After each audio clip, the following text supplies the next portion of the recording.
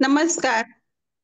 सत्व साप्ताहिक मिलन मध्ये आजच्या व्याख्यात्या डॉक्टर विजया खरे आणि इतर सर्वांचे स्वागत करते. आजचा विषय आहे योग आणि सजगता. डॉक्टर विजयाताई खरे यांचा परिचय करून घेऊया. ताईंचा योग प्रवास 1985-86 साली सुरू झाला. निकम गुरुजी त्यांचे गुरु होत.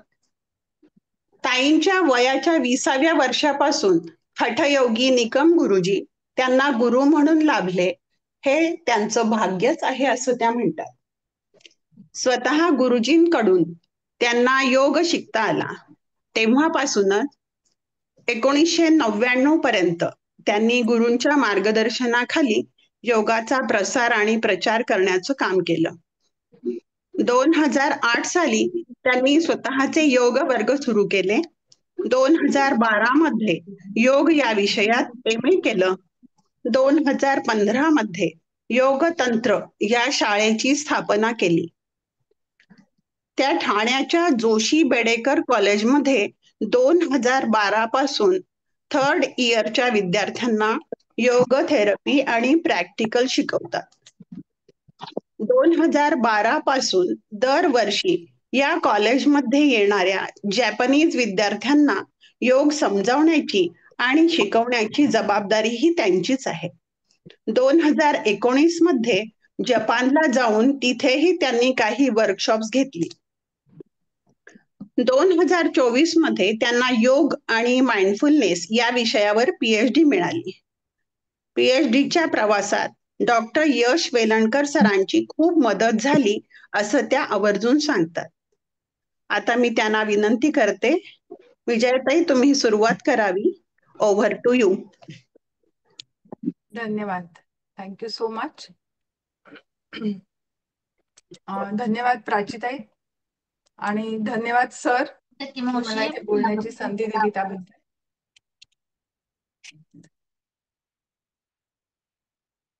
तर योग आणि सजगता हा विषय घेऊन मी PhD केलं. ह्या PhD ला सुरुवात करतानाच मला सरांचं मार्गदर्शन, त्यामुळेच माझा सरांशी संपर्क आला आणि आज मी थोडंसं योग आणि माइंडफुलनेस किंवा योग आणि सजगता ह्या दोन्ही बद्दल बोलणार आहे आणि दोन्हीचं कनेक्शन पण सांगणार आहे. त्यामध्ये मला सरांच्याच पुस्तकांमध्ये सुद्धा माझे काही रेफरन्सेस असतील, तर तुम्हाला असं ते रिपीट पण वाटू शकतं. पण मुळात मला माइंडफुलनेसची ओळखच सरांमुळे झाल्यामुळे आणि सरांचं सगळं प्रॅक्टिसमध्ये खूप भर आहे आणि सगळीकडे मी थिअरी खूप वाचलं, तर त्यामुळे त्या दोन्हीचं कॉम्बिनेशन होऊन जातं. ठीक आहे, तर आता योग आणि सजगता ह्याच्याबद्दल बोलताना म्हणजे शेअर करते.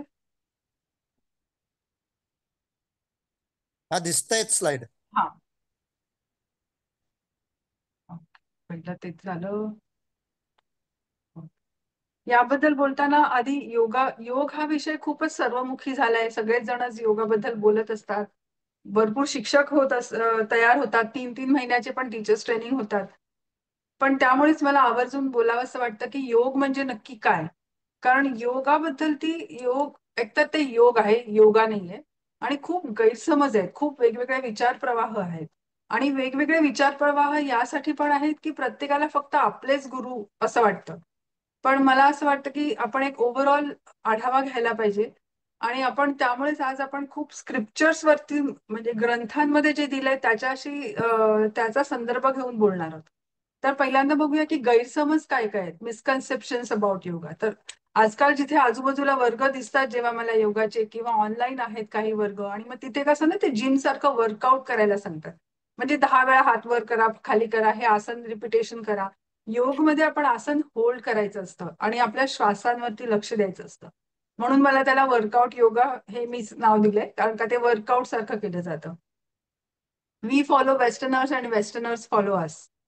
कारण जिम मध्ये जसं होतं ना, बऱ्याच लोकांना असं असतं की जिम सारखं आम्हाला एक्सरसाइज करायचं, म्हणून मग ते खूप कठीण पद्धतीने, मग ते असं मसल दिसण्यासाठी कसं असतं ना, तशा पद्धतीने आसनं केली जातात. कारण का आपल्याला त्यांच्यासारखं करायचं असतं आणि त्यांना आपल्यासारखं करायचं असतं, सॉफ्ट दिसायला पाहिजे. कारण जेव्हा जी व्यक्ती योग करते ती खूप सॉफ्ट दिसते, ती यंग दिसते आणि सॉफ्ट दिसते, अशी खूप असे मसल्स नाही दिसत.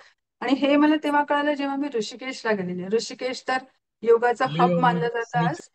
आणि तिथे काही फॉरेनर्स भेटतात जे वेगवेगळ्या कोर्सेससाठी तिथे आलेले असतात. खूप त्यांचा अभ्यास खूप असतो आणि ते खूप सिरियस असतात आणि ते ध्यान प्राणायाम यासाठी खास येतात. आणि मग फक्त आसन म्हणजे योग असं काही जणांना वाटतं. फक्त मेडिटेशन म्हणजे योग, हे सगळं मिळून योग आहे. तर आणि फक्त फिजिकल ह्याच्यासाठी फक्त हेल्थसाठी योग योग खूप मोठा, इट इज वाईड स्प्रेड, त्याचा खूप मोठा आवाका आहे. पण आपण त्याला खूप असं लिमिट करून ठेवलंय. या चालू हे ट्रेंड जो चाललाय योगाचा त्याच्यामध्ये. तर जसं मी म्हटलं की तसं आपण स्क्रिप्चर्स वरून जाणार आहोत थोडंसं. तर मुख्य मुख्य म्हणजे योग हे वेद आणि उपनिषदांमध्येच त्याचा भरपूर उल्लेख आहे. तर पतंजलीनी पहिला योगसूत्र लिहिलं, पतंजली योगसूत्र. तर त्यांना असं म्हटलंय की he is the first psychologist of the world. तर पहिलं सायकोलॉजीचं पुस्तक आहे ते पतंजली योगसूत्र, ज्याच्यामध्ये 4 अध्याय आहेत आणि 196 सूत्र आहेत. आणि त्यामध्येच त्यांनी म्हटलंय की त्यामध्ये त्यांनी अष्टांग योग दिलाय. आणि त्यांनी स्वतः खूप नम्रतेने म्हटलंय की he has compiled the knowledge, जो विखुरलेला होता वेद आणि उपनिषदांमध्ये, त्यांनी ते योगासाठी एकत्र केलं. आणि त्याच्यामध्ये खूप तर पतंजली योगसूत्र जे आहे, पतंजली म्हटल्यावर कोणी इथे यंग असतील तर मला सांगावं असं वाटतं की बऱ्याच जणांना पहिले रामदेव बाबा आठवतात. पण रामदेव बाबा म्हणजे पतंजली नव्हे, तर पतंजली मुनी होऊन गेले, जे 2500 वर्षांपूर्वी, 2000 वर्षापूर्वी किंवा 2500 यामध्ये कधीतरी त्यांचा पिरियड आहे. तेव्हा पतंजलींनी योगसूत्र लिहिलं. त्याच्यामध्ये त्यांनी लिहिलं की योग केल्याने काय काय होतं, की तुम्हाला हे प्राप्त होतं, सिद्धीज मिळतात, समाधी मिळते, वेगवेगळ्या प्रकारचे समाधी, असं त्यांनी खूप छान एक्सप्लेन केलंय. तुमचं मन म्हणजे काय, चित्त म्हणजे काय, असं त्यांनी एक्सप्लेन केलंय. आपण थोडंसं पुढे बघणार आहोत. आणि त्यात त्यांनी अष्टांग योग म्हटलंय. पण आपण बघतो की अष्टांग योगचे वेगळे क्लास असतात. असं असं मला तरी खूप वेगळं वाटत नाही त्याच्यामध्ये. अष्टांग योग म्हणजे 8 अंग योगाची. ती 8 अंग आपण जेव्हा करतो, यम, नियम, आसन, प्राणायाम, प्रत्याहार, धारणा, ध्यान, समाधी, ही 8 अंग आहेत. आणि ही सगळी आपल्याला ती पार करायची असतात. त्याला अष्टांग योग म्हटलं जातं. हठयोग प्रतिपिका हे दुसरं पुस्तक आहे, ग्रंथ आहे, जो स्वामी स्वात्माराम यांनी लिहिला. आणि ह्याच्यामध्ये कम्प्लीट प्रॅक्टिकल दिलंय की कशी आसनं करायची, टोटल आसनं किती आहेत, कशी करायची, प्राणायाम कसं करायचं, श्वास कसा घ्यायचा, किती वेळ होल्ड करायचा, कम्प्लीट संपूर्ण मार्गदर्शन हठयोग प्रदीपिकामध्ये. So it is a practical book. आणि सांख्ययोग हे सगळ्यात जुनी फिलॉसॉफी अशी मानली जाते. आणि खूप आश्चर्य वाटेल की ही निरीश्वरवादी आहे.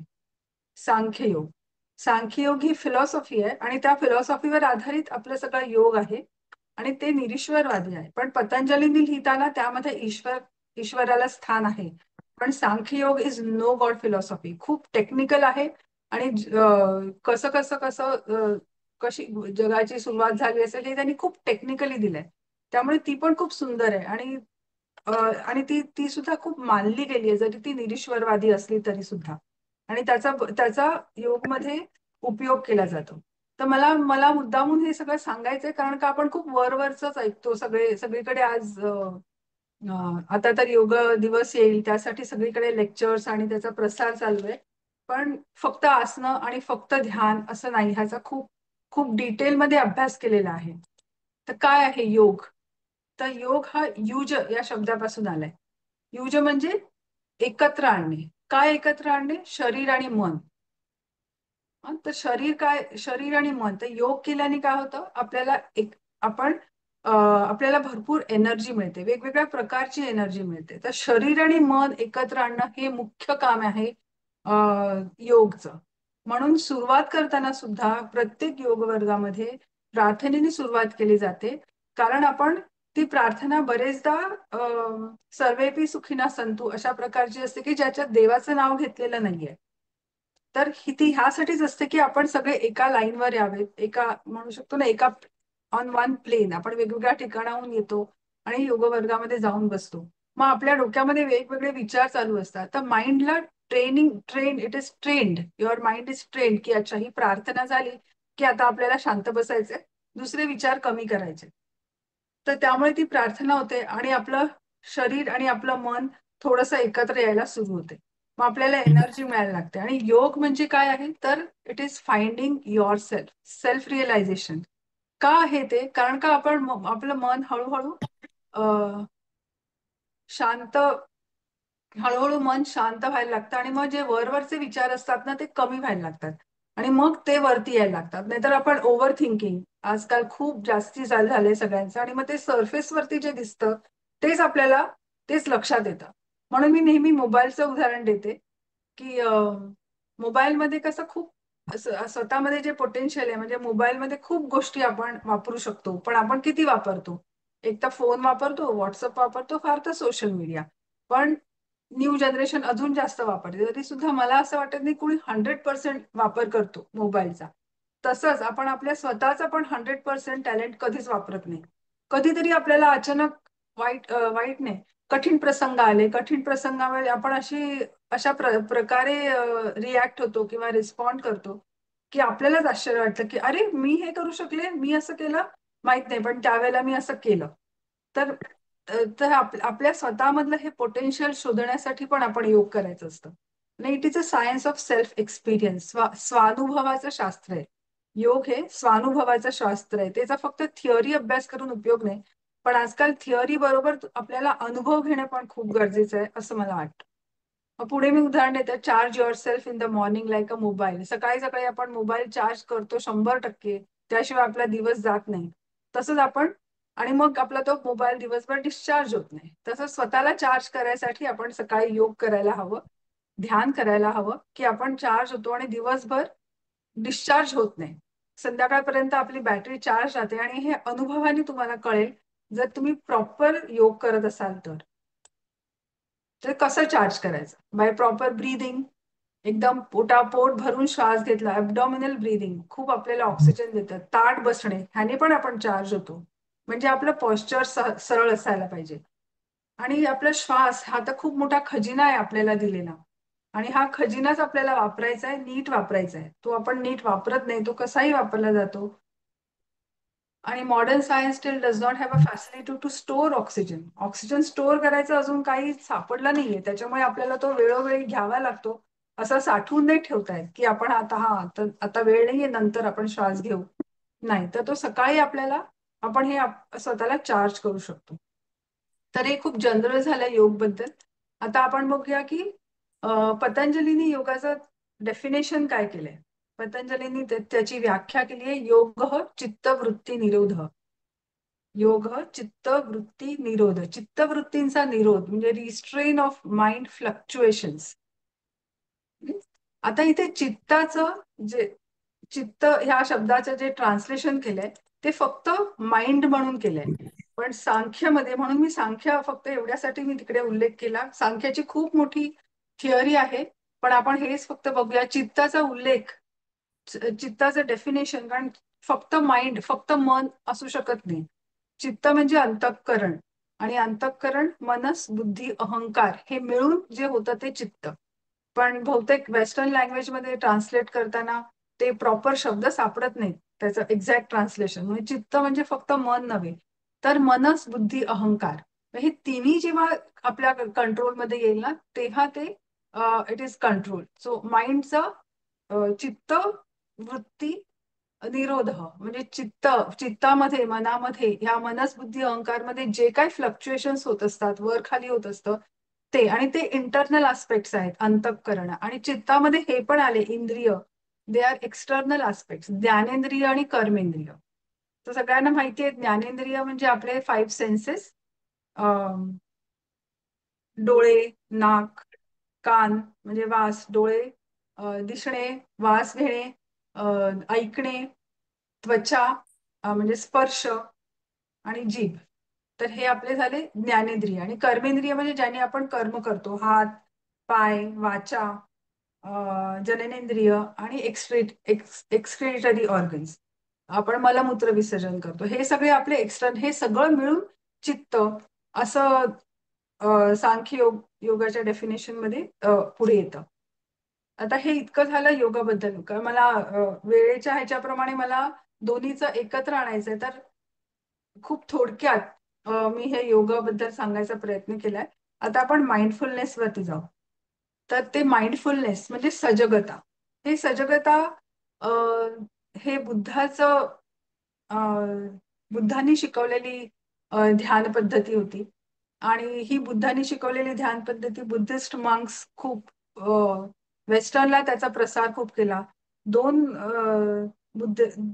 मंक्स होते, जे एक होते थीच नाथ हान आणि दुसरे होते ज्ञानपोनिका थेरा. हे श्रीलंकेचे होते आणि थीच नाथ हान हे व्हिएतनामचे होते. हे वेस्टर्नमध्ये खूप ह्याचा सजगतेचा प्रसार करत होते. आणि त्यांच्या वर्कशॉपमध्ये डॉक्टर जॉन काबट-झिन यांनी थीच नाथ हान यांच्या वर्कशॉपमध्ये अटेंड केलं. त्यांचा आजार बरा झाला, पाठदुखी होती सिव्हिअर, ती कशानेच बरी होत नव्हती, ती बरी झाली. आणि ते स्वतः डॉक्टर असल्यामुळे त्यांना हॉस्पिटल्समध्ये जागा मिळवून त्यांनी तिकडे MBSR MBCT असे 2 कोर्सेस सुरू केले. म्हणजे mindfulness based stress reduction technique आणि माइंडफुलनेस बेस्ड कॉग्नेटिव्ह टेक्निक, हे 2 त्यांनी सुरू केले. आणि त्याचा खूप चांगला त्यांना रिस्पॉन्स आला, खूप चांगले रिझल्ट्स आले. आणि माइंडफुलनेस हे नाव दिलंय ज्ञानपोनिका थेरा म्हणून, जे श्रीलंकेमध्ये होते, त्या बुद्धिस्ट मंकनी हे नाव सजगता ह्या शब्दाला दिलं. आणि ते तसंच झालं. आणि 1970 पासून डॉक्टर जॉन काबट-झिन काम करतायत ह्याच्यावरती, माइंडफुलनेस, आणि त्याचा प्रसार करतायत. आणि त्याचे खूप चांगले रिझल्ट्स त्यांना आले. ह्याच्यात त्यांना मदत झाली आपले दलाई लामांची. दलाई लामांनी खूप सायंटिस्टना धर्मशालामध्ये इन्व्हाइट केलं, कारण जर का ध्यान करणारा मेंदूचा वरचा अभ्यास करायचा असेल, तर त्यासाठी ध्यान करणारे, वर्षानुवर्ष ध्यान करणारे मेंदू असायला हवेत. तर डॉक्टरने दलाई लामा यांनी त्यांना इन्व्हाइट केलं. आणि काही सायंटिस्टनी त्याच्यावर तुम्ही बघत असाल की ते इलेक्ट्रोड्स लावले त्यांच्या इथे, आणि ते कम्प्युटरवरती त्याचे रिझल्ट्स बघतायत. तर रिझल्ट्स काय आले?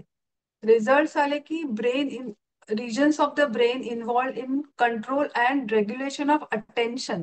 म्हणजे जिथे अटेन्शनचा जो भाग आहे मेंदू मधला, त्याच्यावरती भरपूर कंट्रोल आला. म्हणजे हवं तिथे अटेन्शन देता यायला लागलं, रेग्युलेट करता यायला लागलं. म्हणजे for example prefrontal cortex became more activated in the long term practitioners. म्हणजे जे खूप वर्षानुवर्ष प्रॅक्टिस करत होते, त्यांचा प्रीफ्रंटल कॉर्टेक्स, त्याचं मेन काम काय आहे? तुमचं बिहेवियर. प्रीफ्रंटल कॉर्टेक्स, तुमची पर्सनॅलिटी दिसते, प्लॅनिंग, बऱ्याचशा गोष्टी ज्या प्रीफ्रंटल कपाळाच्या इथे असतात, तिथे ह्या गोष्टी होतात. आणि त्या खूप ऍक्टिव्हेटेड, म्हणजे ते कॉर्टेक्स ऍक्टिव्हेट झाल्यामुळे ह्या सगळ्या गोष्टी खूप चांगल्या पद्धतीने व्हायला लागल्या. त्या अजून लक्षात आलं की नवीन नवीन सेल्स ब्रेन मध्ये फॉर्म व्हायला लागले. आणि अजून खूप असं सायंटिफिक हे आहे की सायंटिफिक टर्म्स आहेत त्याला, की ते कॅप्स असतात, ते आपल्या पेशींवरती ते तुमचे नीट राहायला लागले. त्याच्यामुळे तुमचं वय पण वय वाढत नाही त्या जेव्हा तुम्ही ह्या प्रकारचं ध्यान करता. डॉक्टर सारा लाझार म्हणून आहेत, त्यांनी ह्याच्यावरती माइंडफुलनेस वरती जेव्हा त्यांनी रिसर्च केलं, फक्त 3 महिन्यामध्ये त्यांना असं दिसलं की ब्रेनमध्ये फिजिकल चेंजेस होतात. हा खूप महत्वाचा पॉइंट आहे, की आपण असं बघतो की हा स्ट्रेस कमी झाला, म्हणजे कोणीतरी सांगतं ना की माझा स्ट्रेस कमी झाला, म्हणजे अँझायटी कमी झाली मला. पण हे त्यांनी डायरेक्टली फिजिकल चेंजेस सांगितले. म्हणजे त्यांना काय दिसलं की ग्रे मॅटर जिथे वाढायला पाहिजे तिथे वाढला. आणि अमिगडाला हा जो ऑर्गन आहे आपल्या ब्रेन मधला, तो खूप मोठा झालाय सगळ्यांचा. आणि सगळ्यांचा तो मोठा झाल्यामुळे आपण खूप फटाफट रिॲक्शन्स देतो, रिस्पॉन्सेस नाही देत. आणि हे रिॲक्शन्स द्यायला लागतो आपण, कारण का त्याचा साईज मोठा झालाय. पण ध्यान केल्यानंतर त्याचा साईज छोटा झाला. So it is very surprising की एकाच वेळेला सेम गोष्ट करून ब्रेन मधला एक भाग मोठा झाला आणि एक भाग छोटा झाला. म्हणजे जो छोटा व्हायला हवा तोच छोटा झाला, जो मोठा व्हायला हवा तोच मोठा झाला. हे खूप सरप्राइझिंग रिझल्ट डॉक्टर सारा लाझार यांना दिसले. तर हे माइंडफुलनेसमुळे हे सगळे बेनिफिट्स होतात हे आपल्याला दिसलं. त्याचं डेफिनेशन काबट-झिन यांनी केलं की paying attention in a particular way, on purpose, in the present moment and non-judgmentally. खूप महत्वाचं आहे, नॉन जजमेंटली. मराठीत म्हटलं तर असं होईल की मनात आणि शरीरात चालू असणाऱ्या प्रत्येक गोष्टीचं क्षणोक्षणी निरीक्षण करणे आणि त्याची जाणीव ठेवणे व त्याबद्दल कोणतेही मत न मांडणे इज माइंडफुलनेस, म्हणजे सजगता. मनात आणि शरीरात चालू असणाऱ्या प्रत्येक गोष्टीचे क्षणोक्षणी निरीक्षण करणे आणि त्याची जाणीव ठेवणे, बिईंग अवेअर, आणि त्याबद्दल कोणतेही मत न मांडणे. दॅट इज सजगता, माइंडफुलनेस. सो मनामध्ये काय म्हणजेच observing thoughts and emotions non judgementally.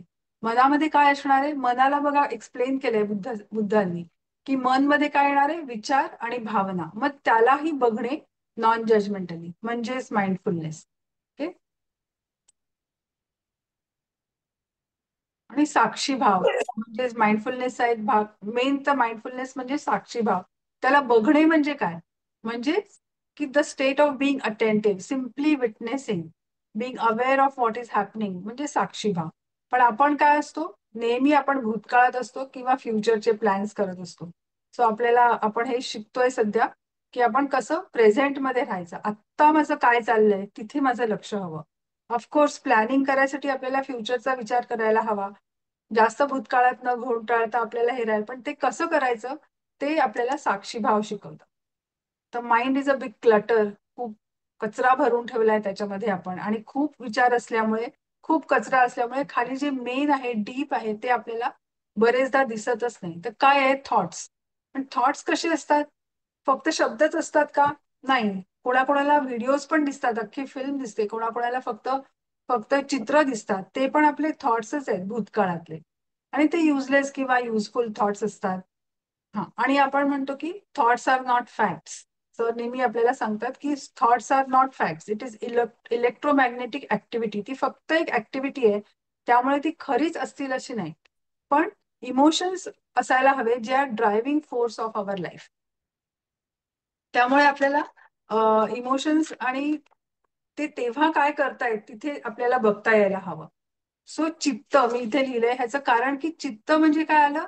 मन आलं, मनामधले विचार आले, बुद्धी आलं, थॉट्स, बुद्धी आलं, आणि परत आयनेस म्हणजे मी तिथे कोण आहे, मी काय करतोय, हे सगळं आलं. हे चित्तामध्ये आलं. सो इट इज त्या थिअरीशी हे खूप मॅच होत आहे. सो माइंडफुलनेस म्हणजे क्षणावर लक्ष देणे ज्याने मन शांत होते, ते आपण बघणे. तर 3 गोष्टी सांगितल्या आहेत. एक मिनिट हा. माइंड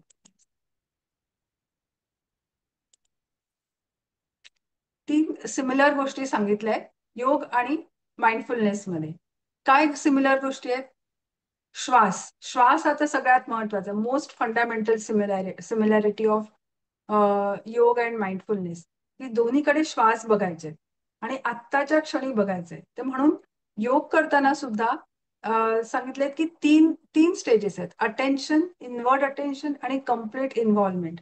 आता अटेन्शन कसं? योग करताना आपलं संपूर्ण लक्ष आसन करत असू, श्वसनाच्या क्रिया करत असू किंवा प्राणायाम करत असू, आपण कसे बसलो आहोत, कुठे बसलो आहोत, हे आपल्याला we have to be alert, attentive. म्हणून म्हटलंय की सजग असायला हवं. हे सांगितलेलं आहे की आसन करताना जर मी आसन करते, मी ताडासन करते, तर मला माहित पाहिजे की माझ्या हा कुठे कुठे स्ट्रेच येतोय माझ्या शरीरामध्ये, तिथे माझं लक्ष असायला हवं. जर मी ह्या साईडला बेंड होते, लेफ्ट साईडला, तर माझ्या लेफ्ट साईडला, राईट साईडला खूप स्ट्रेच येतोय, लेफ्ट साईडला खूप कॉन्ट्रॅक्ट होत आहे, किंवा मला कुठे दुखतोय, किंवा मला कुठे मसल पुल होतंय, हे मला माहीत असायला हवं. म्युझिक लावून आसनं करणं इज रॉंग. म्युझिक लावून एक्सरसाइज करणं इज रॉंग. कारण आपण काय करतो इथे आपलं लक्ष नसतं. आपलं लक्ष भलतीकडे असतं आणि आपण शरीराने वेगळ्याच गोष्टी करत असतो. त्यामुळे आसन करताना कोणतेही विचार न करता you have to be there with your asana, with your body. तर 3 स्टेजेस कोणते? अटेन्शन, लक्ष देणे. आणि दुसऱ्या स्टेजला काय करतो? योगी आपलं लक्ष आत घेतो, इनवर्ड अटेन्शन. आणि माइंडफुलनेस सुद्धा awareness of what exactly happening to self, म्हणजे आतमध्ये नक्की काय होत आहे हे बघायचं असतं. पहिलं तर आपण अटेन्शन कुठे देतो? शरीरावर. नंतर आपण आतमध्ये जातो, टू युअर माइंड, मनामध्ये काय काय होतंय, शरीरामध्ये काय काय होतंय, व्हॉट एक्झॅक्टली हॅपनिंग. आणि तिसरं येतं इन योगा कम्प्लीट इन्व्हॉल्वमेंट. म्हणजे आपण जेव्हा ते ध्यान लागतं किंवा समाधीमध्ये जायचं असेल तेव्हा ती कम्प्लीट इन्व्हॉल्वमेंट आहे. आणि माइंडफुलनेस मध्ये सुद्धा कम्प्लीट मेंटल इन्व्हॉल्वमेंट सांगितलेली आहे. त्यामुळे दोन्हीमध्ये ही सिमिलॅरिटी, इथून मी सुरू करते की माइंडफुलनेस आणि योग हे खूप खूप एकत्र जातं, हातात हात घालून जातं. तर सिंक्रोनायझेशन ऑफ बॉडी मुवमेंट मी आता म्हटलं तसं, आणि breath is a fundamental of yoga. म्हणजे त्याचं अगदी बेसिक आहे की आपण जेव्हा बॉडी मुवमेंट करत असतो तेव्हा आपले श्वास पण त्या पद्धतीने मूव्ह व्हायला पाहिजेत. श्वास रोखून ठेवले आणि आपण काहीतरी आसन करतोय असं नसायला पाहिजे. तर इथे एक गोष्ट आठवते माइंडफुलनेस साठी की एक राजपुत्र होता आणि त्याला असं वाटायचं की राजवाड्यामध्ये तर एवढ्या सगळ्या गोष्टी आहेत, तरी पण हे मोनॅस्ट्रीज, बुद्धिस्ट मॉन्क्स जिथे राहतात त्या मोनॅस्ट्रीज मध्ये काय काय बरं एवढं आहे की सगळ्यांना त्याचं खूप आकर्षण असतं. त्यामुळे ते राजपुत्र असतात, ते जातात आणि बुद्धांना, तिकडचे जे बुद्ध असतात त्यांच्याशी बोलतात की मला हे बघायचंय मोनॅस्ट्री मध्ये काय काय आहे. तर मोनॅस्ट्री मध्ये काय आहे बघताना ते त्यांना घेऊन जातात की ही आमची स्वयंपाक खोली, ही आमची जेवणाची, इथे आम्ही जेवतो, इथे आम्ही ध्यान करतो, इथे आम्ही चर्चा करतो, इथे आम्ही खेळतो आणि इथे आम्ही आराम करतो. आणि अशा बऱ्याच वेगवेगळ्या खोल्या दाखवल्या जातात. तेव्हा ते म्हणतात, अरे मग राजवाड्यात सुद्धा ह्याच सगळ्या खोल्या आहेत आणि त्या तर किती छान आहेत, त्या तर खूपच साध्या आहेत, मग इथे काय वेगळं आहे. तेव्हा ते बुद्ध त्यांना, राजपुत्राला सांगतात की पण इथे आम्ही जेवतो तर आम्हाला माहिती आहे आम्ही जेवतोय, इथे आम्ही चर्चा करतो तर आम्हाला माहितीये की आम्ही काय चर्चा करतोय. सो आम्ही झोपतोय तर आम्हाला माहिती आहे, आणि आम्ही इथे ध्यान करतोय तर आम्हाला माहितीये की आम्ही ध्यान करतोय. याचाच अर्थ की आम्ही सजग आहोत, आम्ही जी काय गोष्ट करत आहोत. म्हणून माइंडफुलनेस मध्ये सुद्धा आपल्याला सांगितलंय इटिंग माइंडफुलनेस, वॉकिंग माइंडफुलनेस, की आपण जी काय गोष्ट करत असेल तेव्हा आपण ती गोष्ट करत आहोत ते आपल्याला माहित आहे, म्हणजे आपण we are aware of it. तर हे अजून बरेच सिमिलॅरिटीज, पण हे एकदम बेसिक मध्ये आले मी. आता आपण थोडस बघूया की योग शिखोपनिषद हे उपनिषद आहेत, आणि हे उपनिषदांमधले हे जे षटचक्र थिअरी आहे किंवा पंचकोश थिअरी आहे, ही योगाशी खूप रिलेट केली आहे आणि तीच माइंडफुलनेसशी पण रिलेटेड आहे. सो हे कसं काय आहे ते आपण बघूया. योग शिखोपनिषद यामध्ये षटचक्रची आपल्याला सगळ्यांना साधारणपणे माहिती आहे. षटचक्र आपण बघूया ते. तैत्तिरीय उपनिषदमध्ये पंचकोशांबद्दलचा उल्लेख आहे. मांडुक्य उपनिषदामध्ये 2 पक्षांची गोष्ट आहे. परत आपण एक गोष्ट ऐकणार आहोत. आणि पतंजलीमध्ये परत संयम म्हणून एक शब्द आहे, आणि श्रुतीने स्मृती, स्पेलिंग मिस्टेक आहे, स्मृती आणि सती ह्या गोष्टींचा उल्लेख आहे. तर आपण स्टार्ट करूया की पंचकोश प्रॅक्टिस. पंचकोश काय आहेत की आपलं शरीर जे आहे, ही पण परत योगाची एक खूप बेसिक फंडामेंटल थिअरी मानली जाते की ह्याच्यामध्ये आपल्या शरीरावरती 5 लेयर्स म्हणू शकतो आपण. कोश म्हटलंय, कोश म्हणजे लेयर्स इंग्लिशमध्ये आपण म्हणू शकतो. 5 कोश आहेत. त्यातला अन्नमय कोश, प्राणमय कोश, मनोमय कोश, विज्ञानमय कोश आणि आनंदमय कोश. तर अन्नमय कोश, जसं नाव, आता ह्याच्यावरती पण मॉडर्न सायन्सचं भरपूर रिसर्च झालंय, आणि त्यामुळे मी ते मॉडर्न सायन्सच्या हिशोबानेच सांगते, थोडस समजावून सांगते. अन्नमय कोश, जसं नाव म्हणतं अन्न, तर जे शरीर अन्नावर जगतं तो अन्नमय कोश. जे शरीर अन्नामुळे बनलंय, मुळात आपला जन्मच अन्नावरून झालेला आहे. म्हणजे आपण आई वडिलांच्या पोटात असतो ते सुद्धा त्यांच्या अन्नमय कोशामुळे, त्यांच्या अन्नामुळे आपला त्या गर्भामध्ये प्रवेश, म्हणजे आपल्या शरीराचं तयार होतं तिथे. तर अन्नमय कोश जो आपल्याला दिसतो, आणि मग तो कसा काय आपण हे करतो, त्याला नर्चर, त्याला स्ट्रॉंग ठेवायचं की आसन आणि डाएट. योगामध्ये सांगितलंय आसन आणि डाएट, म्हणजे आपण जे खातो ते. माइंडफुलनेस मध्ये आपण अन्नमय कोश चा काय उपयोग करतो, बॉडी स्कॅनसाठी. कारण का जे शरीर दिसतं त्याचा आपण उपयोग करत असतो, हो की नाही. त्यामुळे अन्नमय कोश. दुसरं येतं ते प्राणमय कोश. प्राण म्हणजे फक्त ऑक्सिजन नव्हे. प्राण इज अ व्हायटल एनर्जी. म्हणजे प्राण जातो तेव्हा माणूस मरतो, म्हणजे ऑक्सिजन पण संपतो म्हणून माणूस मरतो असं नाही. प्राण हे वेगवेगळे वायू आहेत शरीरामध्ये, तो परत वेगळा भाग झाला, आणि ते वायू is prana, that is a vital energy, that is प्राणमय कोश. म्हणजे कधी कधी शरीर चांगलं असतं, आपले सगळे रिपोर्ट्स नॉर्मल येतात, पण तरी पण आपण आजारी आहोत असं असतं, म्हणजेच की आपला प्राणमय कोश वीक असतो, मग आपल्या ती व्हायटल एनर्जी कमी असते. मग म्हणून ते पूर्वीच्या काळी इकडे तिकडे लोकांना अंधश्रद्धेकडे जायला लागलं. पण जर तुम्ही योग करत असाल, तुम्ही ध्यान करत असाल, तर तुमचा प्राणमय कोश स्ट्रॉंग व्हायला लागतो. आणि त्याच्यामध्ये आपण योगामध्ये ह्याच्यात प्राणायाम आणि षटक्रिया केल्या जातात.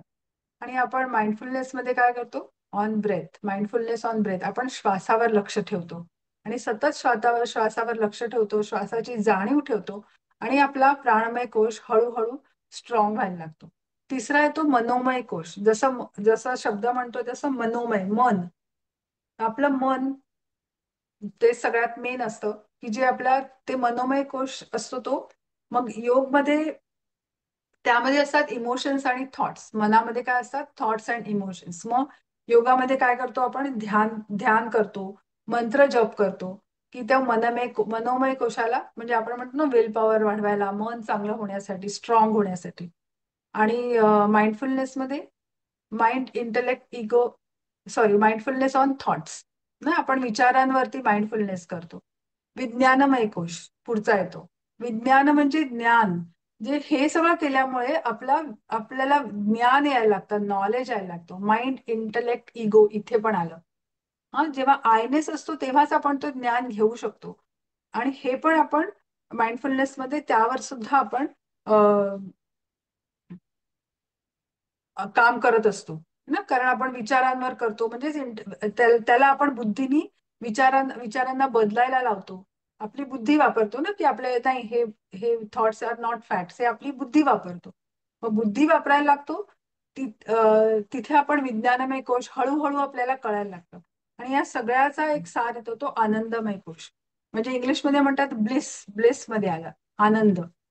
तर हे पंचकोश मला असं वाटतं की अशा पद्धतीने रिलेट होतात योग आणि माइंडफुलनेस दोन्हीमध्ये. आता आलं षटचक्र. हे षटचक्र जे आहेत हे योग शिखा उपनिषदामध्ये त्याचा उल्लेख येतो. शरीरामध्ये 7 सेंटर्स आहेत आणि शरीरातल्या 3 मुख्य नाड्या आहेत, इडा, पिंगला, सुषुम्ना.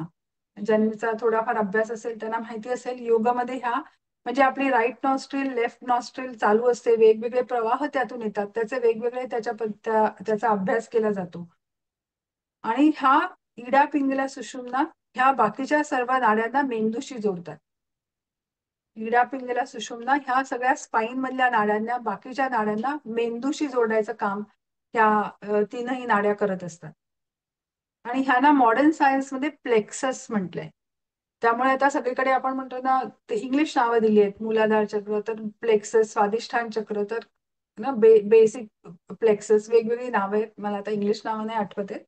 पण मूलाधार चक्र, स्वादिष्ठान चक्र, आपण खालून वर येतो. मूलाधार चक्र इथे असतं आपल्या ऍनसच्या इथे.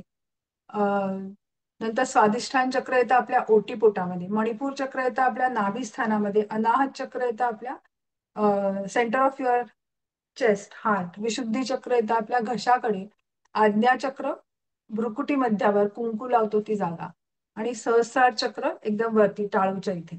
आता जेव्हा हे मॉडर्न सायन्सनी ह्याचा अभ्यास केला, त्यांना आता ते दिसत नाहीये, पण तरी त्यांनी याला प्लेक्सस म्हटलंय. प्लेक्सस म्हणजे रक्तवाहिन्यांचं किंवा नर्व्सचं जाळं.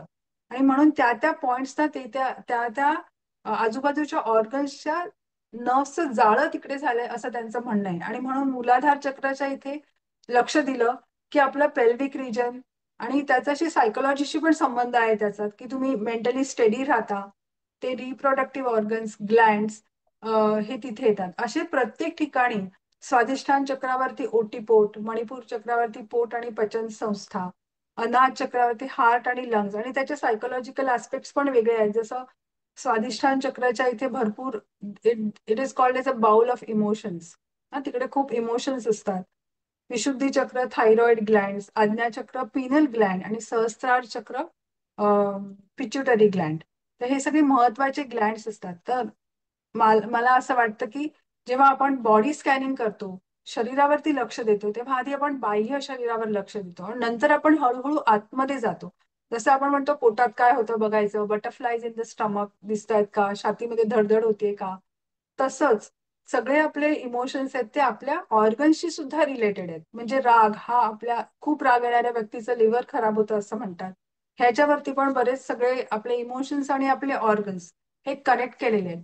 म्हणून आपण बॉडी स्कॅन झाल्यानंतर ह्या चक्रांवरती जर लक्ष दिलं तर मला असं वाटतं की त्या चक्रांबरोबर त्या आजूबाजूच्या ऑर्गन्सना पण आपण कव्हर करतो आणि त्याच्यावरती पण लक्ष देतो आणि हळूहळू आपल्याला कळायला लागतं. कारण हे मी माझ्या रिसर्चमध्ये हे मी करून घेतलं आणि मुलांना खूप फायदा झाला. म्हणजे स्ट्रेस आणि एन्झायटी हे दोनच पॉइंट ठेवलेले, पण त्यांना ते आतमध्ये कळायचं.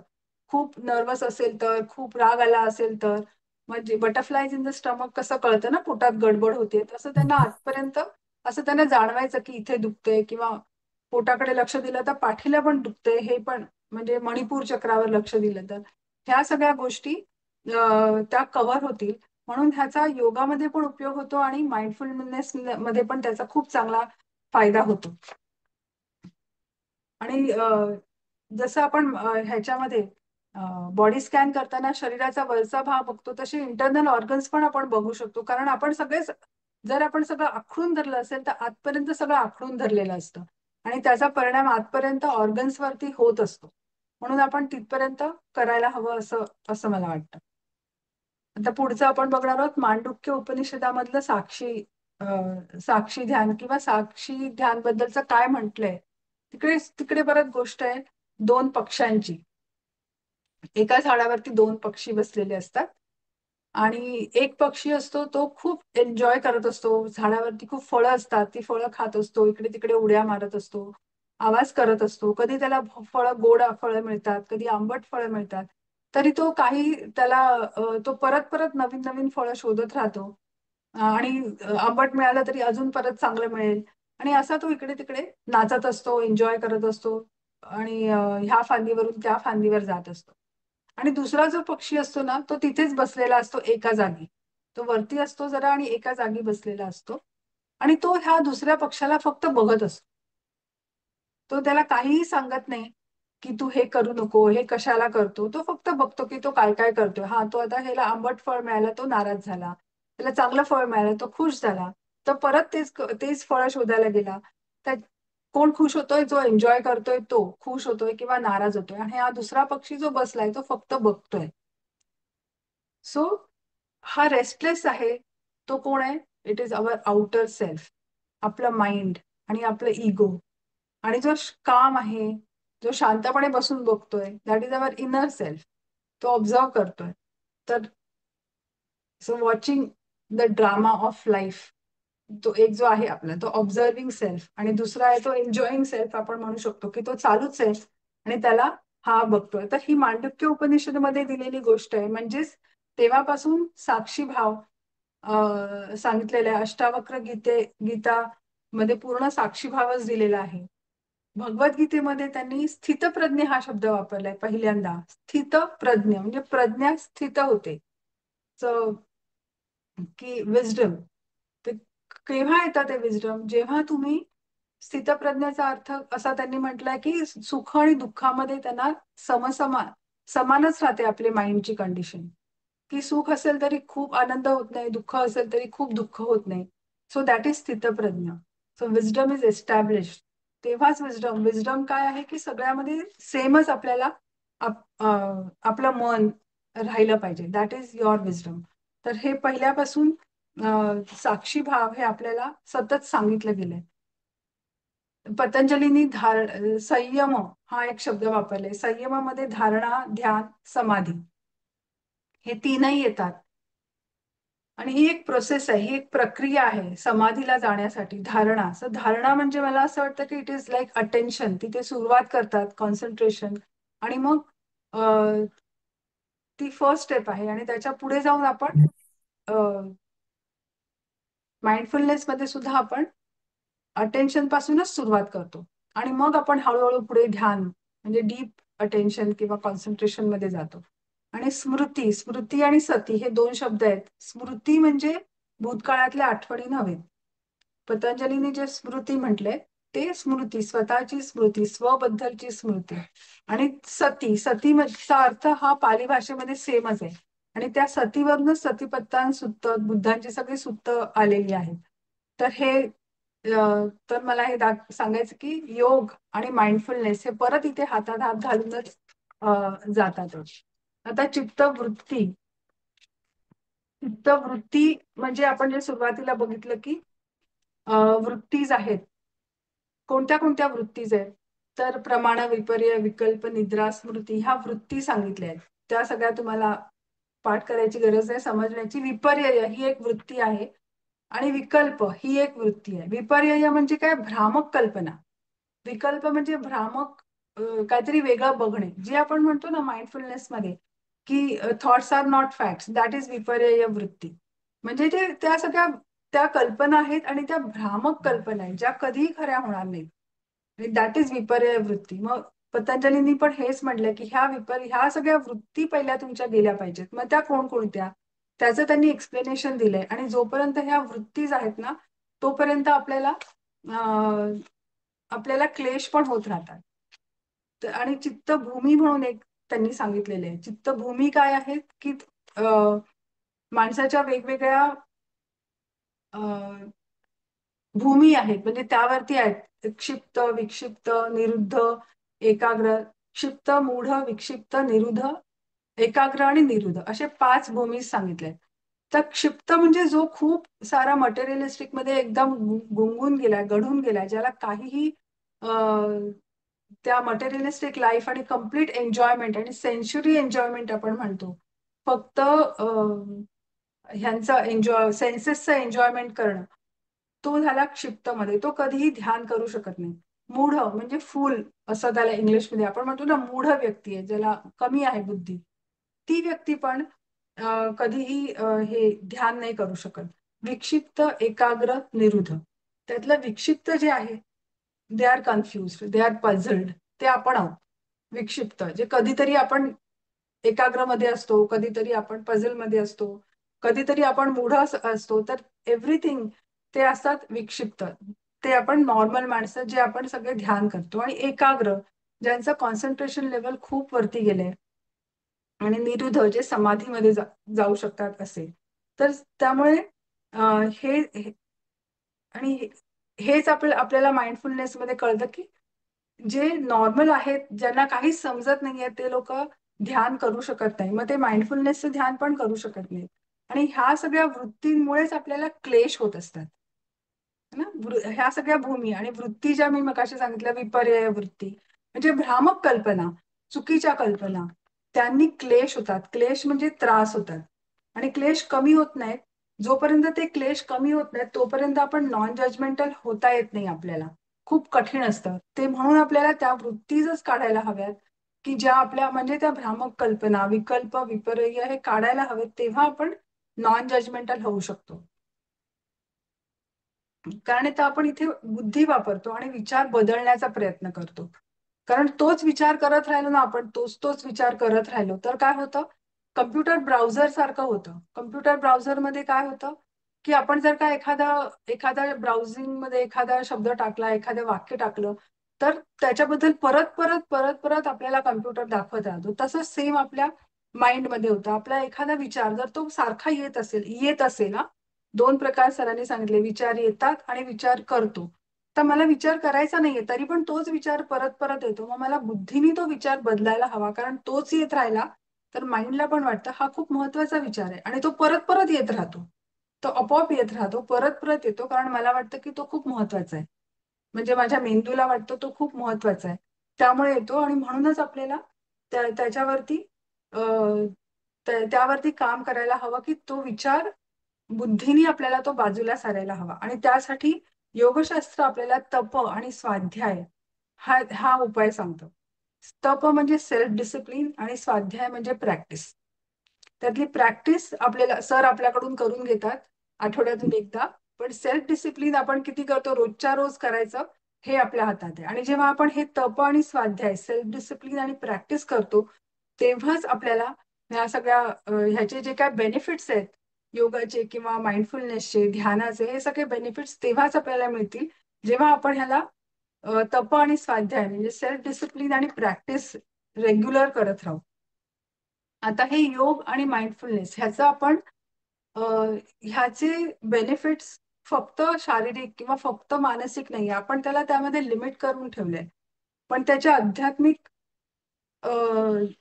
फायद्यांकडे दुर्लक्ष करून नाही चालणार. आता आध्यात्मिक म्हणजे रिलिजियस नव्हे, धार्मिक नव्हे, आपण म्हणू शकतो ना, बुद्ध पण आध्यात्मिक होते, पण ते धार्मिक नव्हते. म्हणजे ते काय पूजापाठ करत बसले नव्हते कुठे, पण तरी सुद्धा ते आध्यात्मिक होते. कारण आध्यात्मिक असणं म्हणजे, मला असं वाटतं की आध्यात्मिक is a state of your mind. म्हणजे जे खूप करुणामय असतात, जे खूप एम्पथी असतं ना, दुसऱ्याचं दुःख समजू शकतं. हे कोण होऊ शकतं? जे आध्यात्मिक असतात, त्यांनाच आध्यात्मिक असं म्हटलं गेलंय. ते खूप काम, क्वाईट आणि खूप शांत असतात आणि त्यांना ते दुसऱ्याला खूप समजू शकतात. वैज्ञानिक अध्यात्माकडे खूप वस्तुनिष्ठपणे बघतात, म्हणजे ऑब्जेक्टिव्हली बघत आहेत.